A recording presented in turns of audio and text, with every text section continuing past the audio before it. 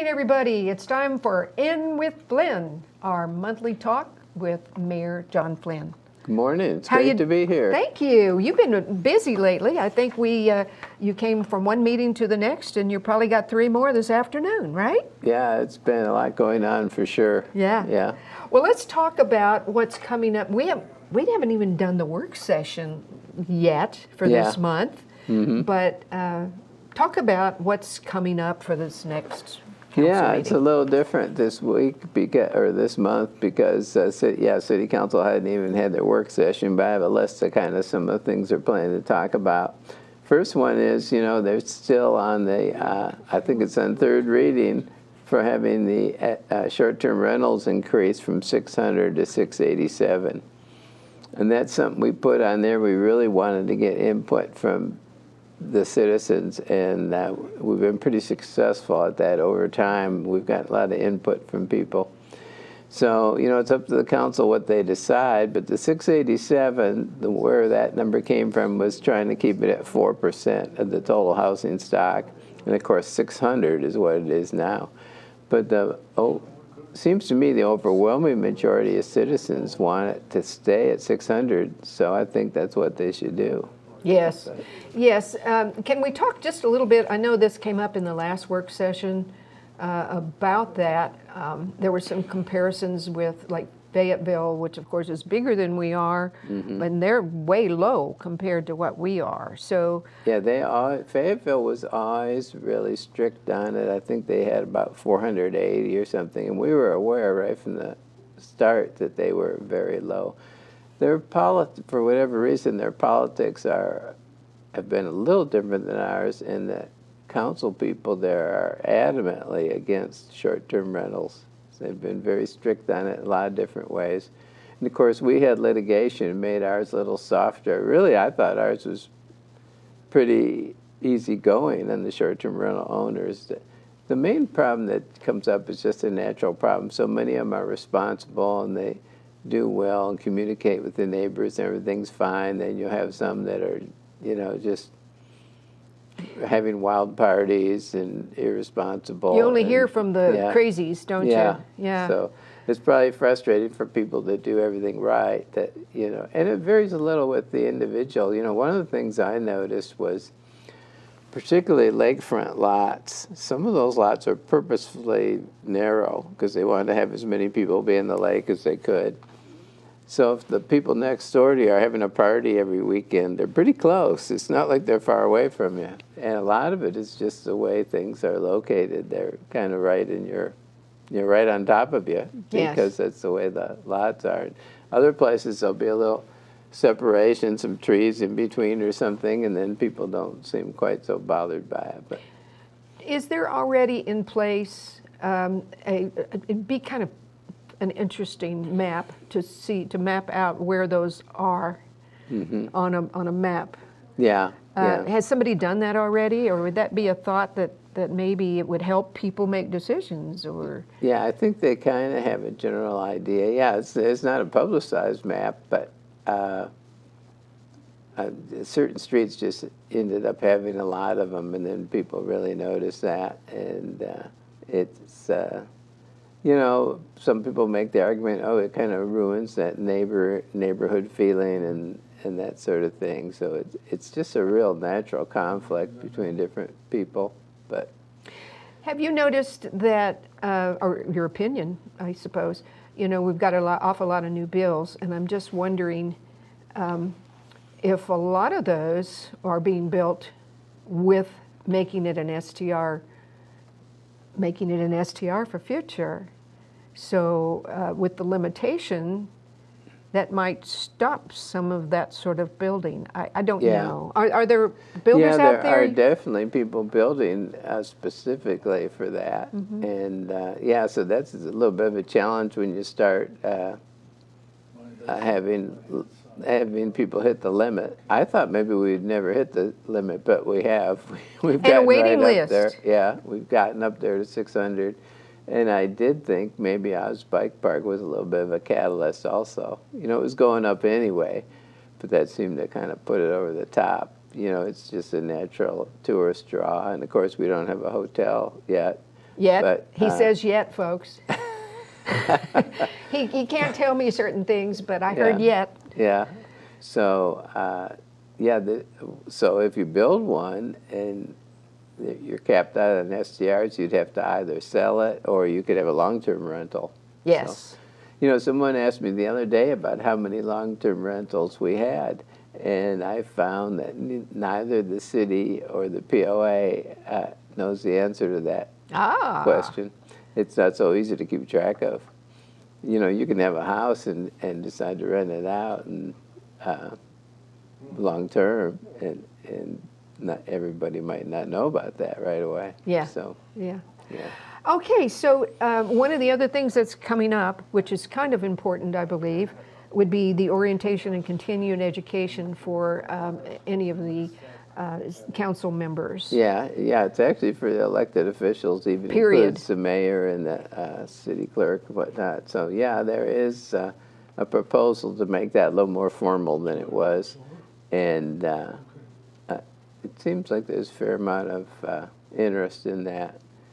It's a little ironic because this particular council is less prone to do continuing ed than prior ones, and it's mostly because they're younger and working. A lot of people don't go down to municipal league has meetings twice a year, and there's quite a few programs and seminars, and a lot of people don't go to those if they're working. You'd have to take a vacation day or a couple of vacation days at least. So it's been very noticeable. Our attendance at that kind of thing, meaning Bella Vista's, has definitely dropped significantly. But there's ways to get the education online and whatnot also. Okay. Yeah. It's just 6 hours a year, so it's not a huge burden, I guess. Right. Yeah. Right. So anyway, that'll be coming up not only at the work session, which is next Monday. Yes, Monday and then the following, 20th. Yeah. And then the next Monday after that is the July 27th. Yes. Yeah, that's when you would vote on these things. Okay. Yeah, on the 20th, they'll just be discussing them. So. Okay. Tool design contract. Yeah, that's something that just came up. That's in Taylor Robertson's Planning and Development Group. Tool Design is a company that's been very involved on the engineering side, actually having to do with all things trails, and they're out of Bentonville. They're a good group. And this active transportation outreach, I think that really has to do, we had got a grant for an education program, and that has to do with that. And the idea of the education is safety related. It's for bicyclists and drivers both. And it's partially by outreach. I mean, informing people about things and trying to, I guess, it's like any kind of motorized safety is a good thing. Mm-hmm. So I think it's attempting to move the needle, make things a little safer than it is. Okay. Probably a better thing even is the way we're starting to get these side paths and have people off-road, and everyone's really in favor of that, bicyclists and pedestrians and car drivers. Car drivers worry about, without roads, they say, hey, I could hit somebody, then I'm going to be in all kinds of trouble, and, no one wants to hit another person anyway. So, well, I think we talked about that a little bit before, but I'm really excited about the one that is now goes along Glasgow from the Branchwood all the way to Highlands Boulevard. Yeah. It's so fun to watch that little machine come along and just carve that little trail out. But let me ask you a question. Yeah. Who maintains those? Yeah, that's a good question. I think technically those trails would probably be on the city. Okay.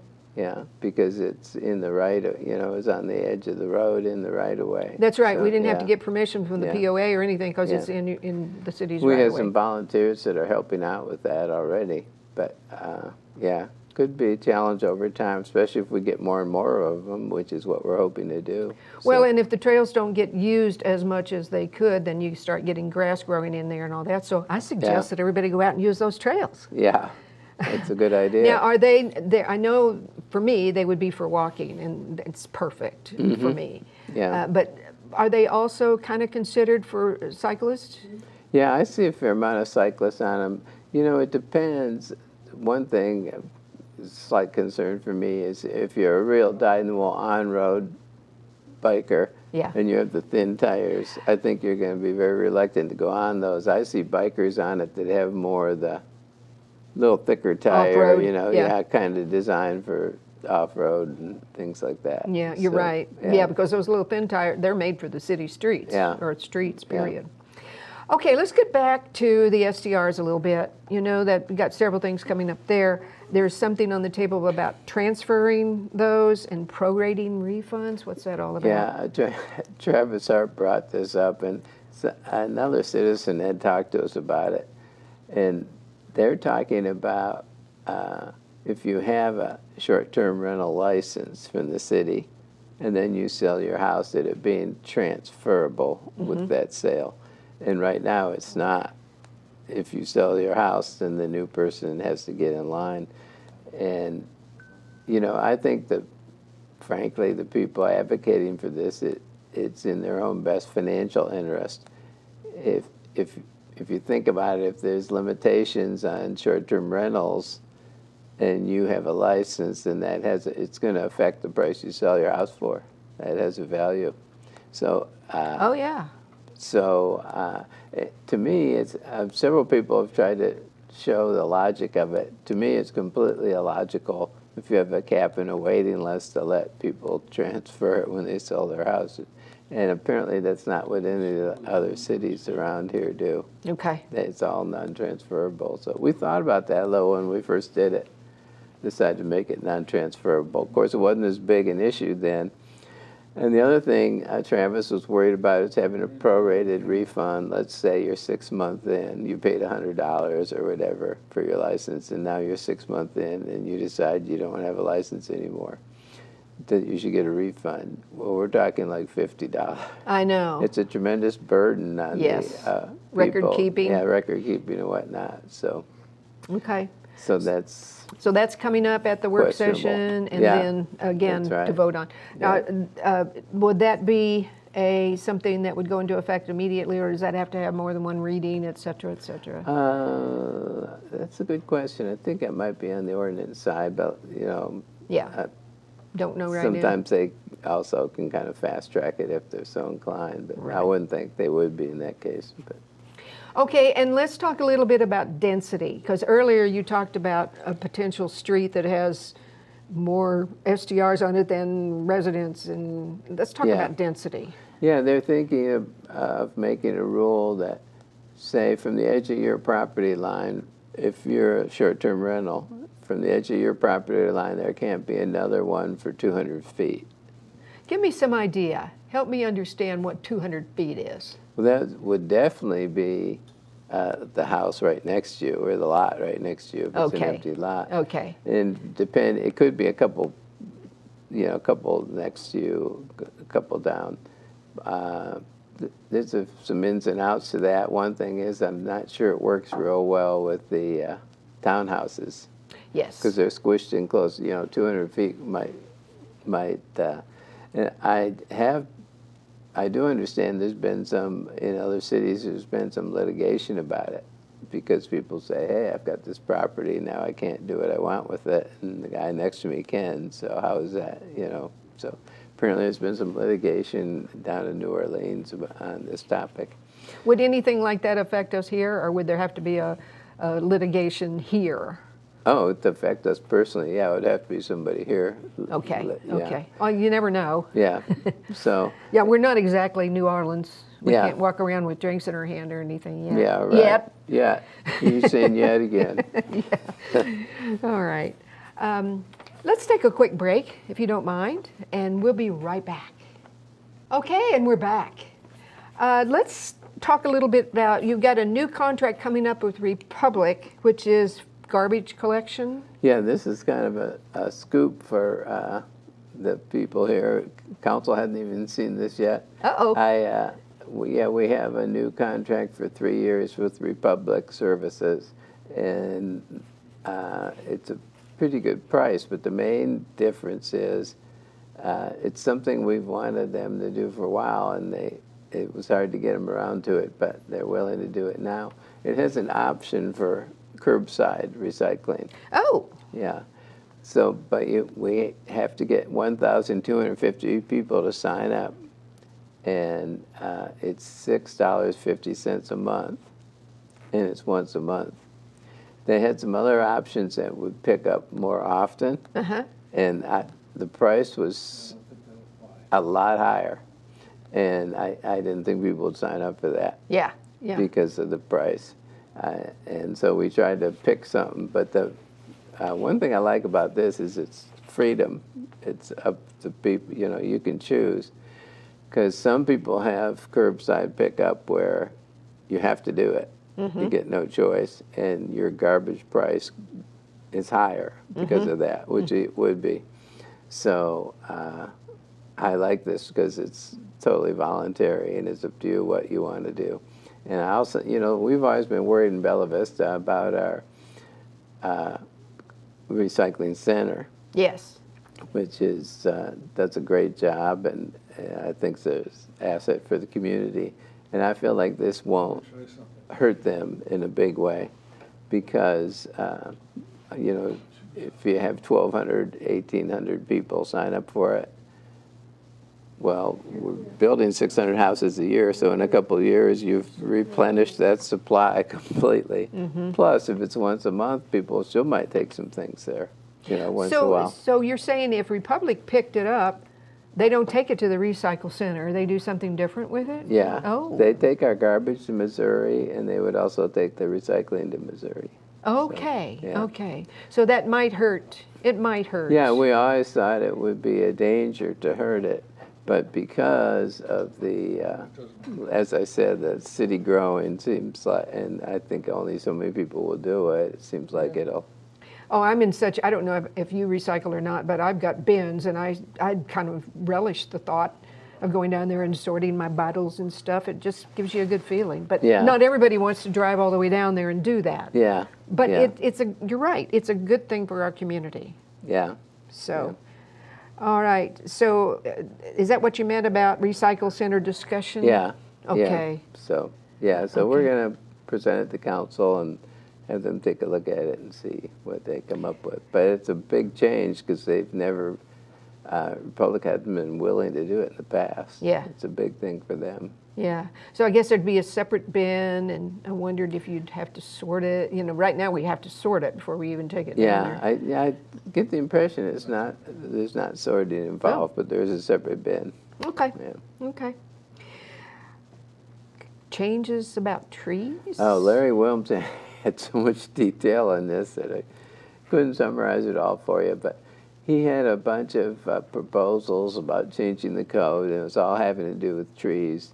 And I guess the short summary would be it's all putting more of a burden on the builders and also trying to preserve more trees, which is a noble thought, but it's difficult of Larry. There's quite a bit of detail involved. I wonder if he sleeps, because he comes up with all these incredible scenarios, Yeah. you know. Mm-hmm. Then there's another proposal to have a new, what they call a green committee. Oh. And I'll have to wait and hear from council what all they have in mind there. I'm not sure. You know, we have so much going on already. We have the tree board, and, you know, as far as the tree canopy, the Walton Foundation, everyone's not aware of this, but the Walton Foundation gives trees not only to us, but all the cities in Yes. Northwest Arkansas every year to be put on the trails and help with the canopy and things like that. And then they have the other trees that they give to people, you know, where you can go pick one up. So we're already pretty green, I guess. And then you know about some of the things the Garden Club does. And Well, the Grow Native Bella Vista, Yeah. we're trying to help and identify with the greens. So Yeah. we'd like to be part of Yeah. that. so, yeah, so there's a lot of different things already going on. So I'm not quite sure how this dovetails. We'll have to So discuss who's bringing it. that up? Is that you? Are you? No, No? that came from council. So, Oh, just yeah, from council yeah, in general. yeah. Okay, okay. All right, so you have your audit. You have a Yeah, clean that audit? just happened. It just came out the last day. Well, it's going to be published in the next day or two. And yeah, it was an audit. Our auditors are Forvis Mazers, but they gave us a clean audit, and the financials really look good, so I was really pleased with it. Yeah, I was happy if you can get a clean audit anyway. Absolutely. And Especially with the big shift yeah. from the government type to the oh yeah, with the gap and the all. gap. It's interesting because the way we present our monthly financials is, I think, pretty understandable for the council and for people. And then the stuff they do with gap with cities, it's harder for people to follow it, really. You know, we isolate out operating revenue and operating expenses, so you can kind of judge how you're actually managing things. And they tend to commingle things. They have a lot of things in there in the revenue. A lot of times it makes things look way better. Yeah. So generally accepted accounting principles, Yeah. that's GAAP, right? Yeah. Okay. And they put all kinds of things in there, revenue type things. So it doesn't match up very well with our monthly, but there's a lot of detail in there. It's pretty interesting if you really dig into it. Yeah. You know, stuff about the different funds and the pension fund and different things like that. So, All right, let's talk quickly. We have a few minutes left. Let's talk a little bit about the recent takeover, I guess, or consolidation or whatever, yeah. with the ACC now being a part of, not a part of, but is being managed by the POA. Yeah. How you feeling about that? Yeah, it's, you know, that's not really a city thing, No. but people naturally ask you what you think about it. And you know what, kind of when they first announced it, people ran out on Facebook and they said a lot of things that weren't accurate as usual, but also some of them were a little negative. And I feel like, you know, so the POA is stepping in and they're going to run it. I think you need to give them a chance, just sit back. Instead of jumping to conclusions, just sit back and see how things go. But you know, from what I've seen with stuff they talked about at their work session and whatnot, they've been very planful and they've given it a lot of thought. And I'm pretty confident that it's going to be better run than it was. No, not casting aspersions on the current people. No. But I just think it's some of the ideas they had about being more transparent and more open and having committees with citizens on it. Has their own board. Yeah. It's their own separate board. Yeah. Yeah. So. But you know, so many people, the first thing out of their mouth is, oh, you know, let the city do that. Yeah. Well, the city can't. Yeah. Why? Well, there's a state law was passed a few years ago that the city can't regulate a lot of different things having to do with the aesthetics, the size of the house, the color, things like that.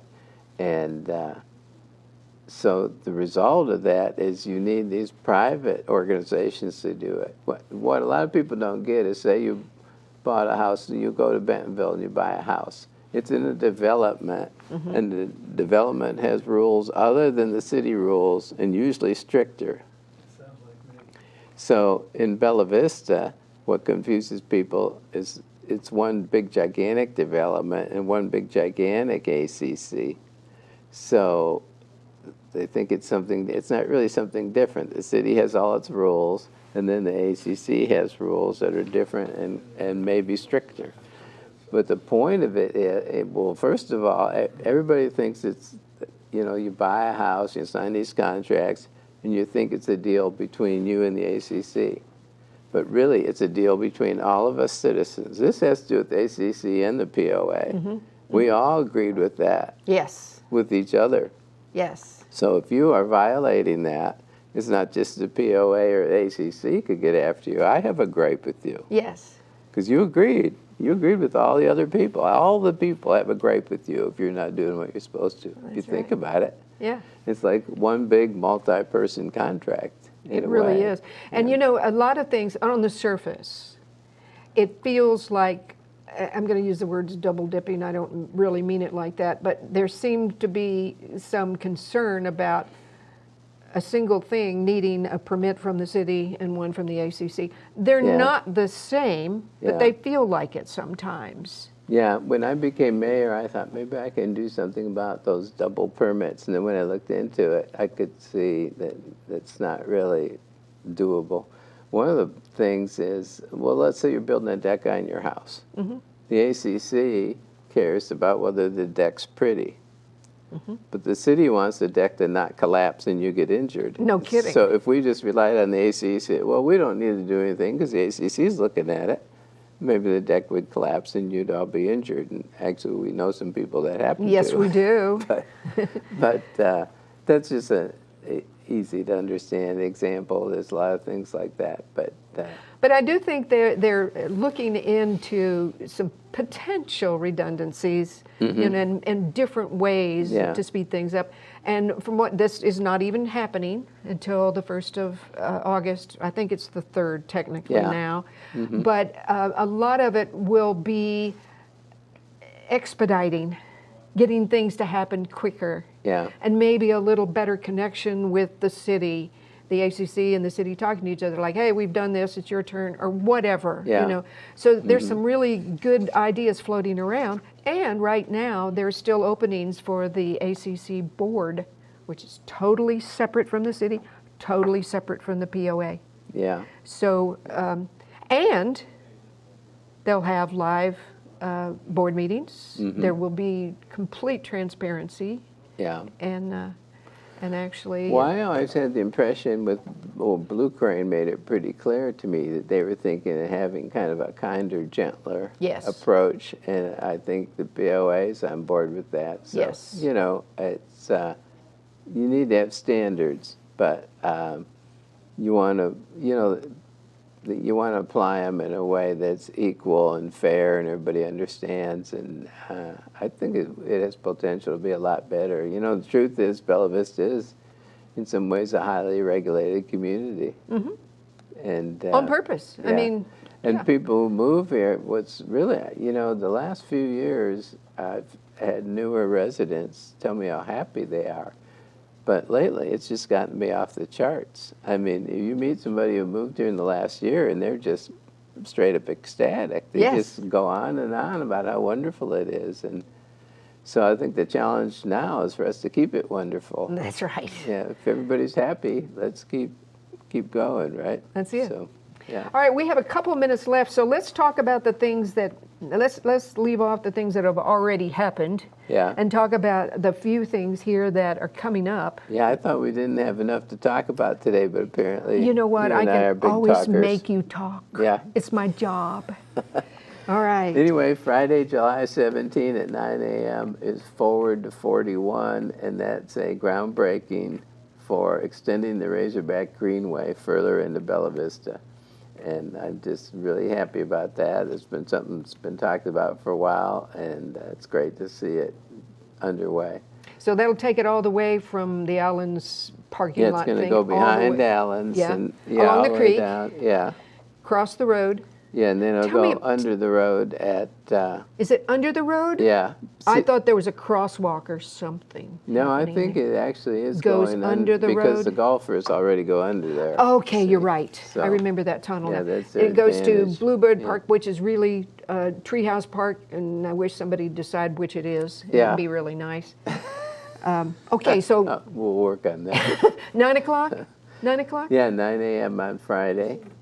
And then, let's see, library has summer reading ending party Yep. Saturday, July 25 from 1 to 3. That's always fun, especially for the kids, younger kids. Okay. And there's a bunch of different band concerts. I was at one last night, and that was really good. And they have them almost every other Tuesday, and of course there's one on Labor Day. Those are out at Blowing Springs, you know, outdoor concerts. Right. People really like that. All right. We And- got 5 seconds left here. Let's just talk about the next meet and greet.